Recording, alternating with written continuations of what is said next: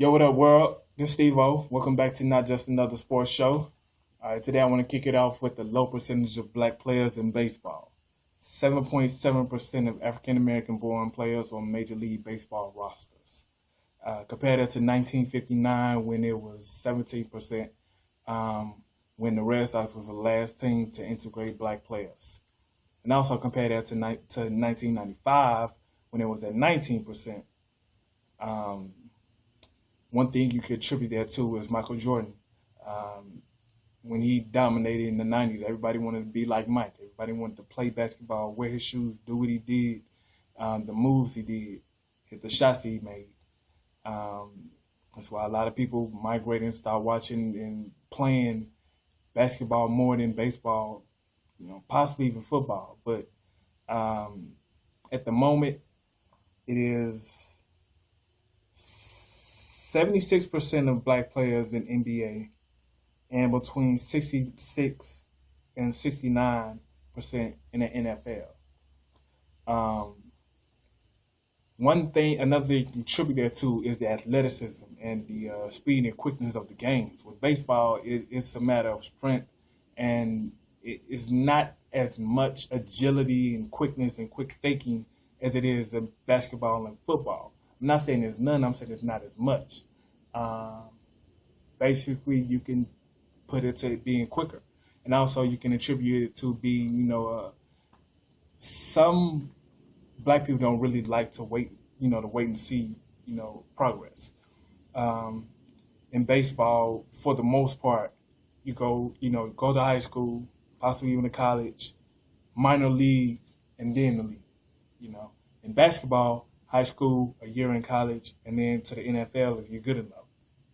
And if you're above average player, barely above, get out of college in 3 or 4 years, come to the league.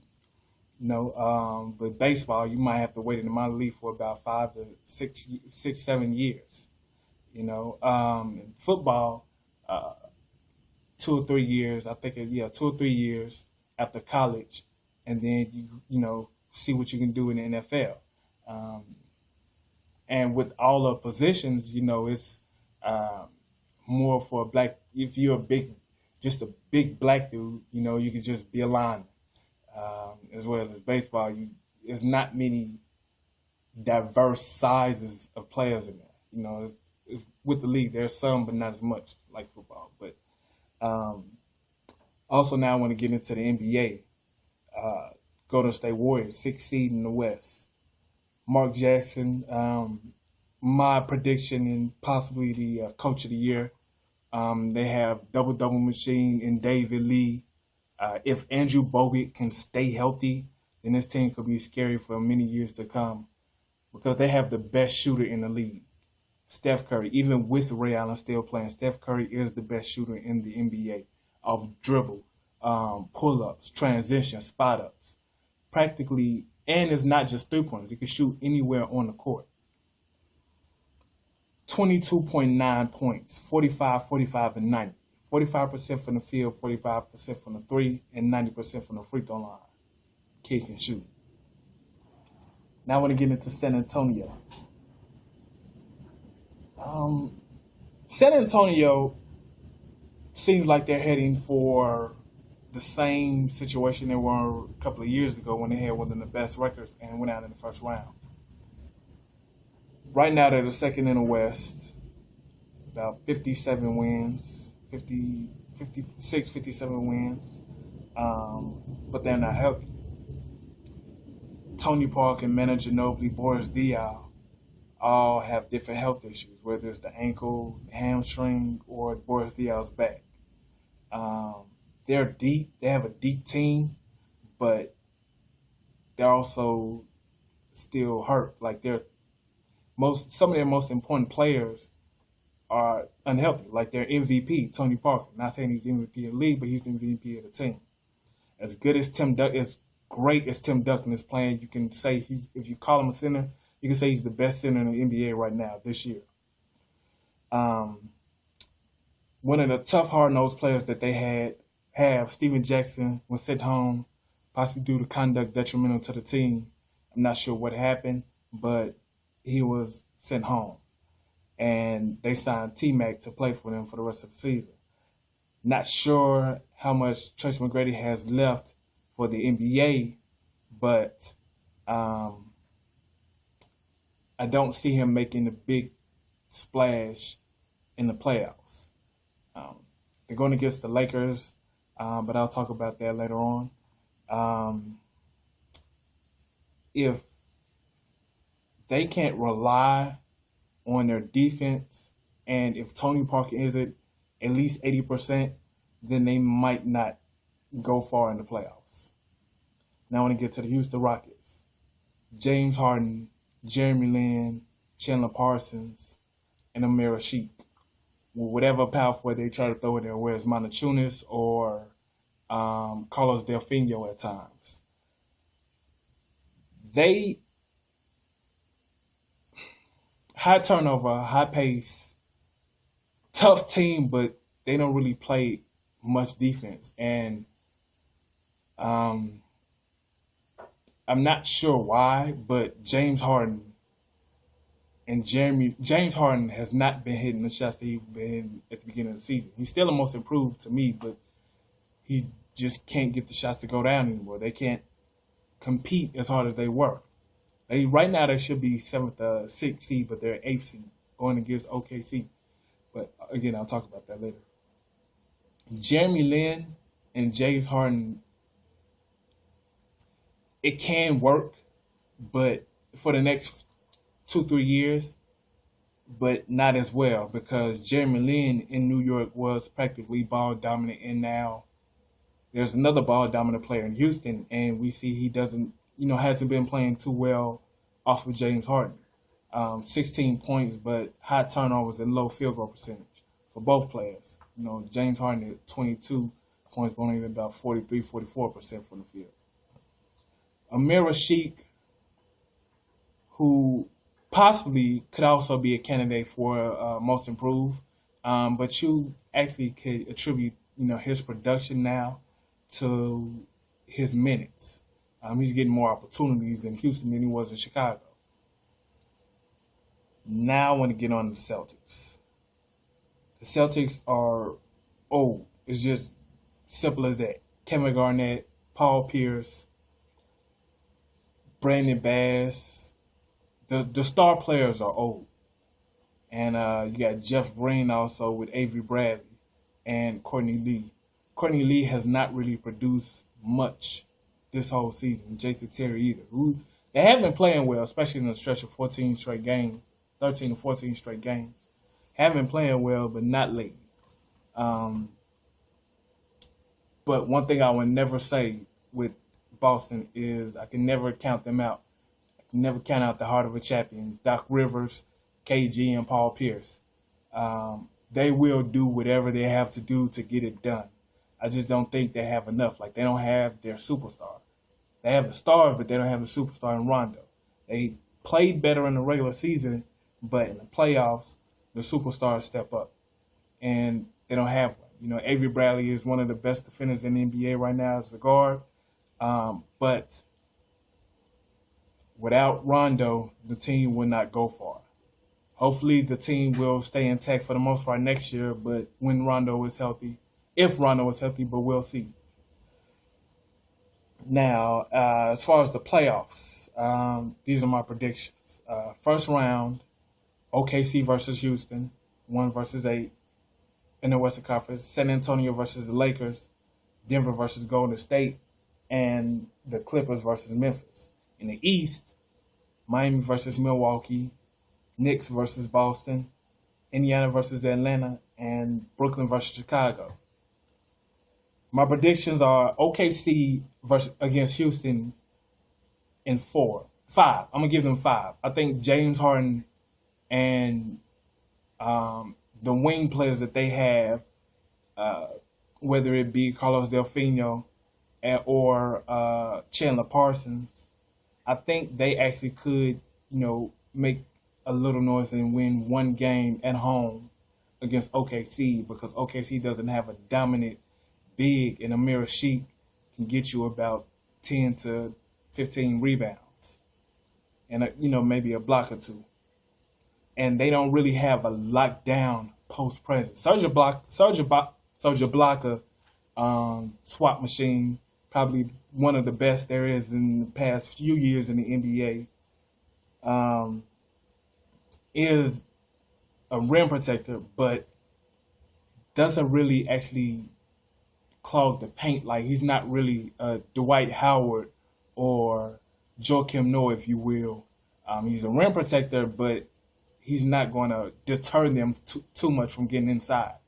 And not sure if James Harden departure will show much with OKC in the first round against Houston, especially if Reggie Jackson can play the way he played in the last game of the season, although it was against, wasn't against great talent. Even one of the bench players,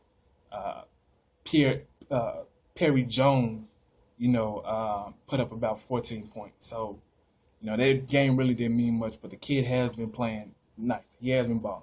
So I got OKC in 5 games. San Antonio, LA, that's a tough one. With the slump San Antonio has gone through and the way Paul Gasol and Dwight Howard has been playing, if Tony Parker isn't, like I said, at least 80%, I would have LA in 7 games, because I think Greg Popovich and Tim Duncan would be too much at times, and they don't. The Lakers don't have a bench, so, and the shooters Antoine Jameson, Jody Meeks, and Steve Blake, they will hit big threes, but I don't think they will hit them in San Antonio, like in the clutch. I don't think they'll hit them late.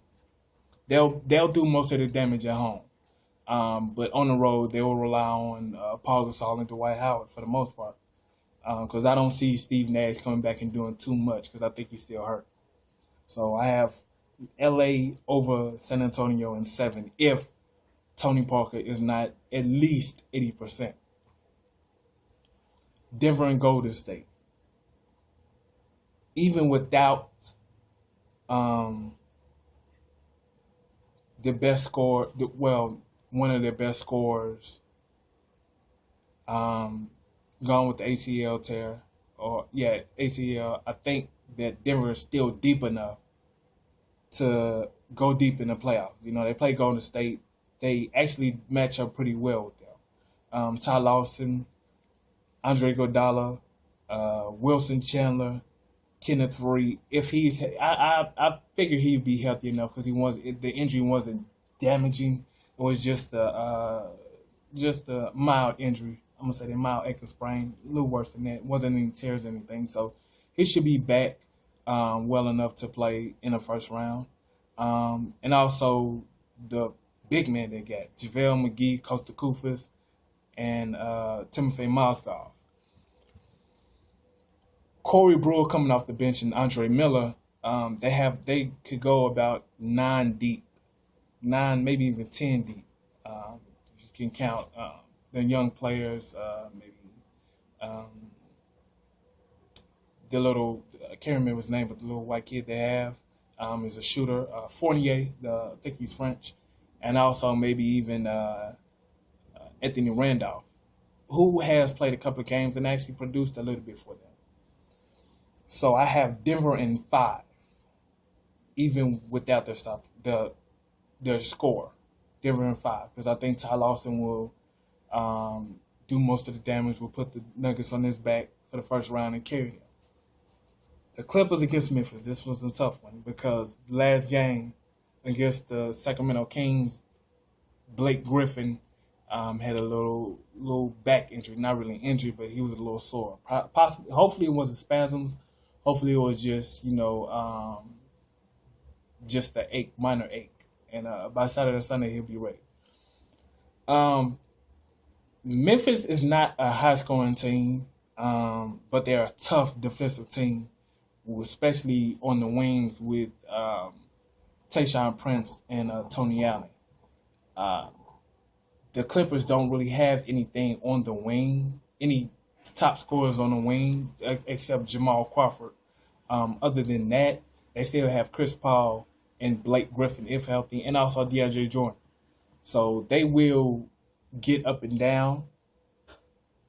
Um, but if the bigs of um, first name 20, last name 10, Zach Randolph and Mark Gasol could stick with them a little bit as far as the speed and athleticism, then they might be able to push it to 7. But I got the Clippers in 6. Unless Blake Griffin is completely healthy, and I got Clippers in 5 because Memphis doesn't really have any scorers. They don't have any shooters. Clippers are one of the top 10, top 12 defensive teams in the NBA, and they lock down defensively, then they will force they will force Memphis into a lot of mistakes and a lot of missed shots in a very low percentage. So, second round, I have OKC against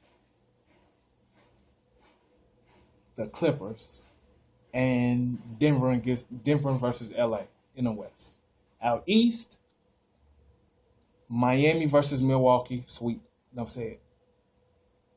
Milwaukee doesn't have anything or anybody to compete with Miami.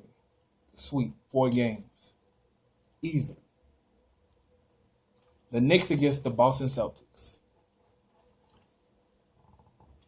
First thing I want to say, if Prigioni isn't healthy enough to play in the series at all, then I would see this series going 7 games. Not because he's just a great player or even a good player, but he's a big part of the team. But they also have the superstar Carmelo Anthony, 2013 scoring champion. J.R. Smith come off the bench. If he plays under control, even against the tough defenders that Boston has, whether it be Avery Bradley, Paul Pierce, Courtney Lee, or even Jeff Green at times, if he plays under control, then I see him having a very good and efficient series because outside of Avery Bradley, who was too small, the rest of Jeff Green and Paul Pierce are too slow to guard J.R. Smith. And Melo is too big, too fast, too strong for any of them. The only way that Melo would I can see Melo having a bad season is if for some reason KG getting to his head again. KG or even Jason Terry. If that happens, then I see it going maybe 6 or 7. But I honestly see, like I said, 7, I'm sorry. Without Rondo, as good as this team is, even with Tyson Chandler and Kenyon Martin, I see the Knicks winning in 6 because of Doc Rivers. Just because he is possibly one of the best coaches in the NBA, not counting X and O's as far as preparation and getting his team ready. A wild card, not Amari. I'm not talking about Amari. Big wild card for the Knicks will be Copeland. When playing without Melo in a starting lineup, he averages about 15 to 20 points a game. Playing with Melo, he's putting up a nice about 10 points.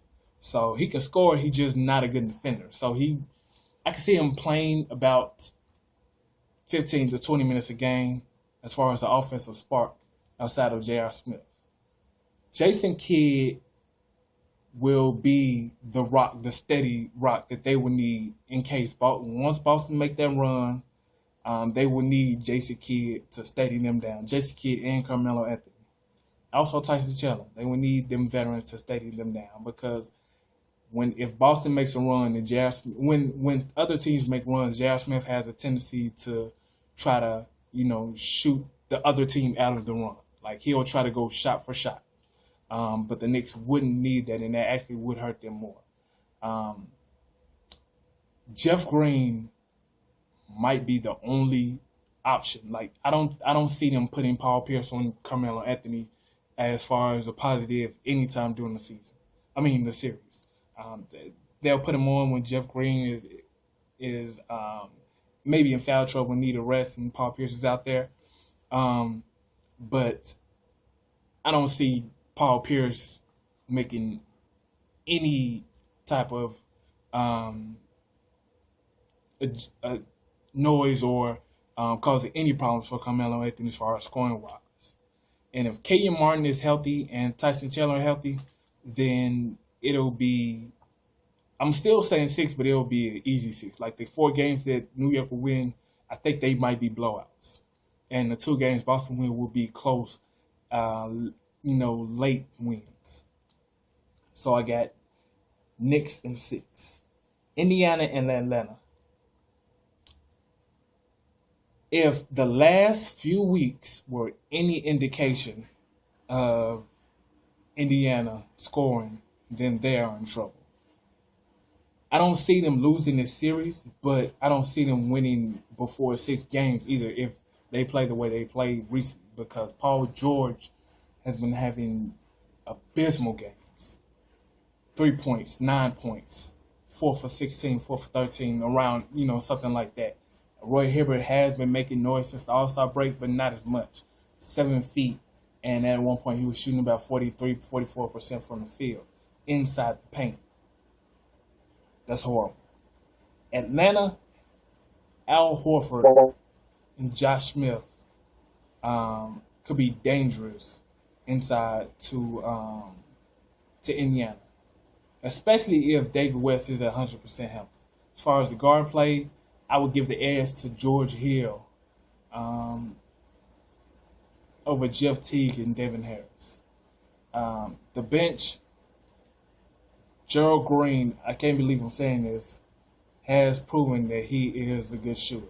Possibly, now I wouldn't say a great shooter, but good shooter, good bench player. Also, Tyler Hansbrough. They have a nice bench when Atlanta really doesn't appear to have any bench at all.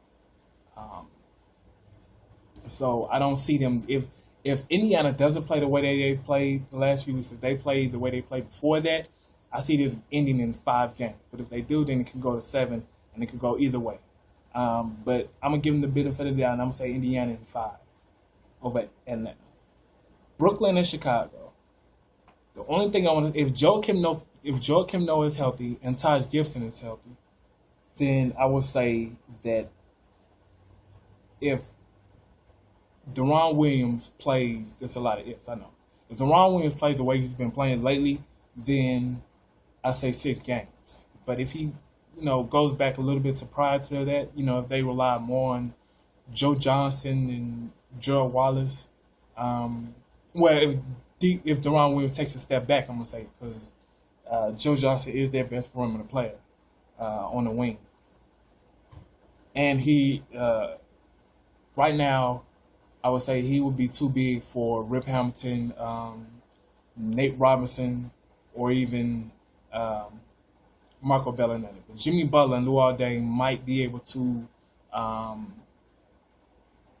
steady D. Will just a little bit. Up front, Reggie Evans will not be able to get the amount of rebounds that he got lately. Not against a healthy Joakim Noah, Carlos Boozer, and Taj Gibson. But I still give Brook Lopez the edge scoring-wise over those bigs because Joakim Noah is the best center that is the best defender that they have, a great defender. But with Deron Williams pick and roll and Joakim Noah have protected paint and Brook Lopez showing he can hit that little mid-range, no jumping shot, then I see him having a big game about 16, 17 points, maybe like 6, 7 rebounds because 7 foot and can't rebound. It doesn't make it consistent. So I have Brooklyn in 6. I'm going to say 6. Second round in the East will look like Miami at Brooklyn, New York against Indiana. I'm going to start the second round in the East. Miami at Brooklyn. They have some good veterans, and they have a great good starting lineup if healthy. a decent bench. So, and for the most part, a good center and a great point guard will cause trouble to Miami. I'm sorry, uh, anytime. But outside of that, Joe Johnson and Gerald Wallace will have their hands full with Dwayne Wade and LeBron. And also, you have to worry about them shooters. Brooklyn isn't a great defensive team. Isn't even a tough team outside of Reggie Evans. So, when Miami goes small, they might even make him, useless, like inefficient. He won't be able to keep up with the speed of Miami. But it'll be tough. If he can translate that toughness to Brook Lopez and Jared Wallace, who was tough at one point, but now, shies away from contact, lately, possibly because he's been hurt, but still.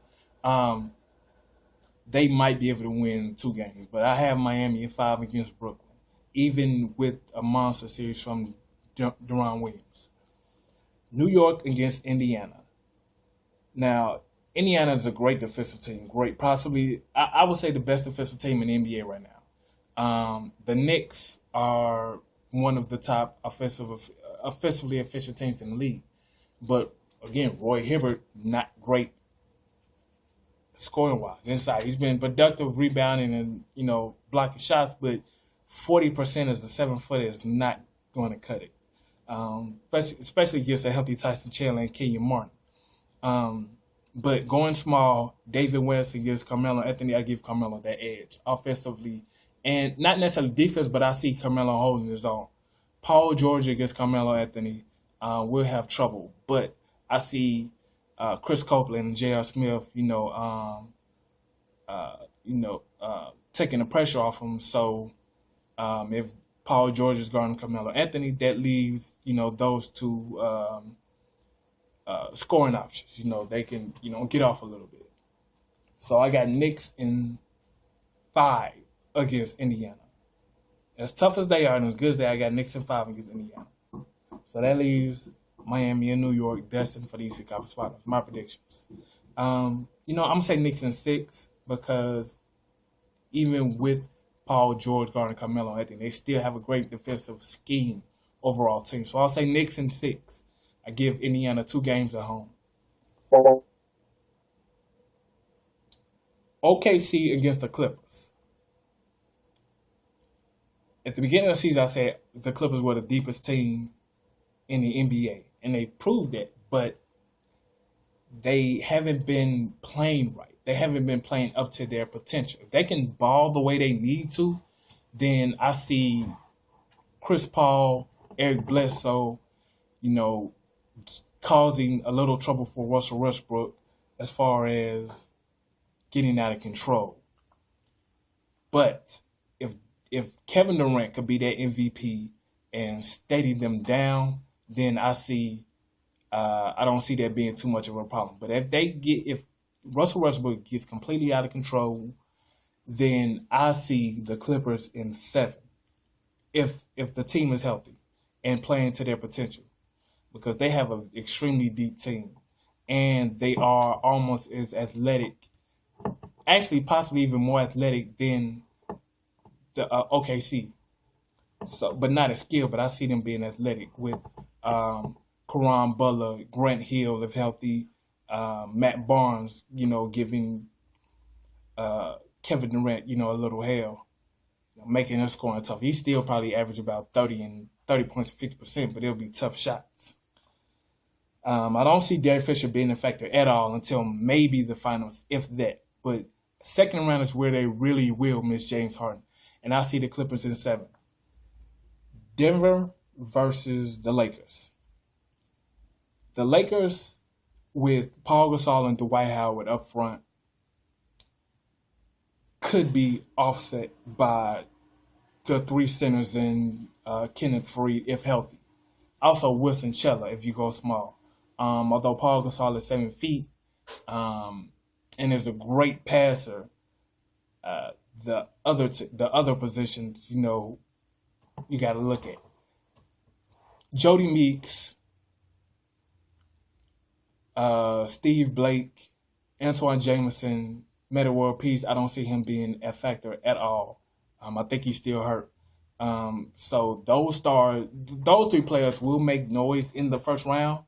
I mean, those players, the role players, will make noise in the first round, but in the second round against Denver, going up and down, I don't see them do it too much, especially with Denver being one of the best home teams in the NBA. Like, period, they can't lose at home. It seems like.